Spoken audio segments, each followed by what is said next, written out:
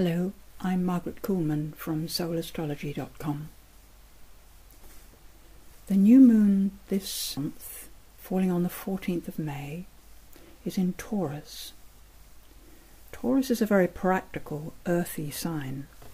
It's spoken of as fixed earth, but I rather think of it as being organic earth, because it's not fixed in the sense that it doesn't grow. It grows. It's about that slow growth that grass makes, that you don't actually see it happening, but you still have to mow the lawn. It's growth that is careful, one step at a time. If you've got 4 points of contact on the rock face, 2 hands, 2 feet, you only move one at a time when you're climbing. Taurus knows that it needs to be careful, because its survival depends on being stable, solid. I particularly like to think of Taurus as being the earth herself, the mother of us all, and perhaps trees as being her best voice. A quick connection to Taurus, and as our bodies are made of earth in a sense, in this material world, it's a quick connection for our own bodies into the Mother Nature, is to actually be near trees, to breathe near them, to lean up against them, or just walk about under their branches. Even to imagine a tree that would go up your spine, as it were, with roots out of your feet and branches spreading out towards the heavens from your shoulders, your heart, and your throat and your hair, your mind. So this new moon in Taurus is making a very comfortable connection to Saturn in Virgo, accepting the way things are, the way they seem to be, and realizing that there's a lot of work to be done to continue survival.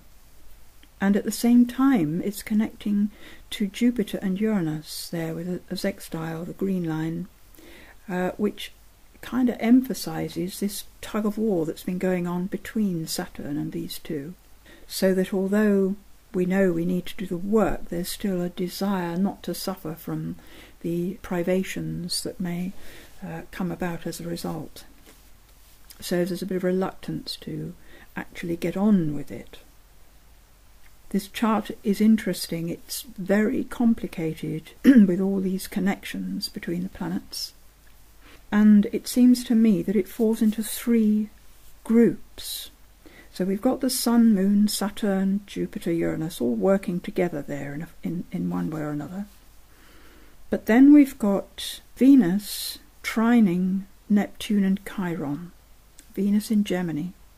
And this connection emphasizes our empathy for the whole human condition, talking about how to improve matters for the human race, feeling the difficulties that are inherent in being a human in a body, and wanting to heal that for everyone.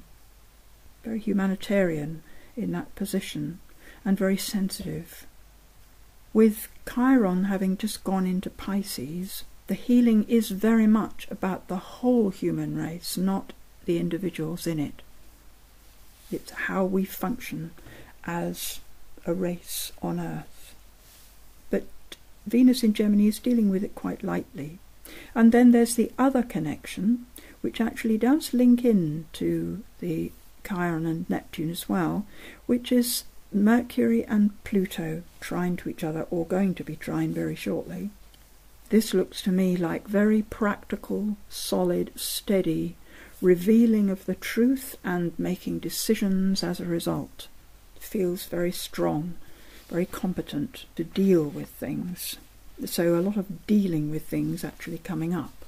Of course, the rest of this chart is the squares, the red lines linking all the corners. So although there are potential harmonious connections, there are also challenges.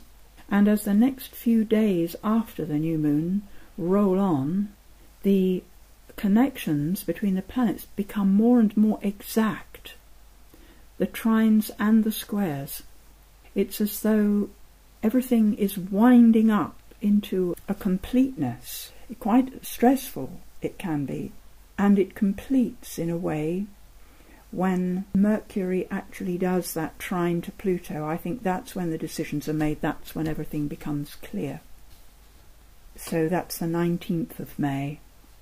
And then on the 22nd of May, the Sun moving into Gemini brings a somewhat lighter energy.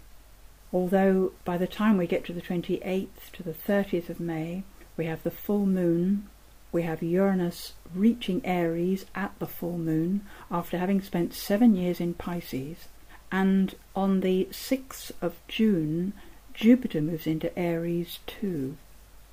To put it briefly, it's as though there is a tremendous energy for activity, for innovation, for making things happen that have seemed previously to be impossible or just waiting in the wings.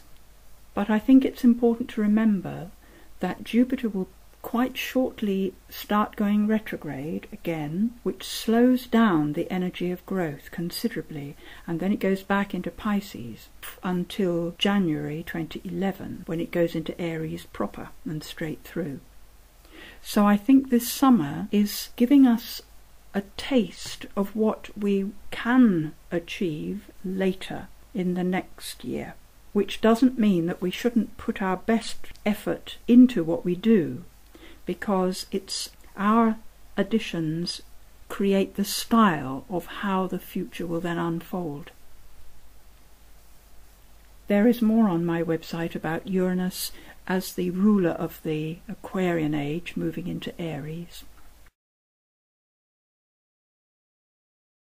Insofar as you relate to the world through your 5 senses, your spiritual contact can feel muffled. And yet it is through the senses that we connect with each moment in its fullness. There is a point between these two where you may put one foot in each land, being the bridge between oneness and your individual life.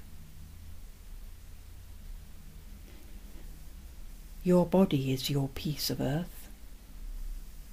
Connect yourself with nature, and for a tiny moment listen while continuing to breathe. Bird song, wind in the trees, insect movement, a falling leaf landing, until you hear the silent sounds of life, not with your ears, but with your whole body. Feel the energy ebb and flow with your breathing. Notice your sensitivity to what is behind you, and the radiance of your heart growing.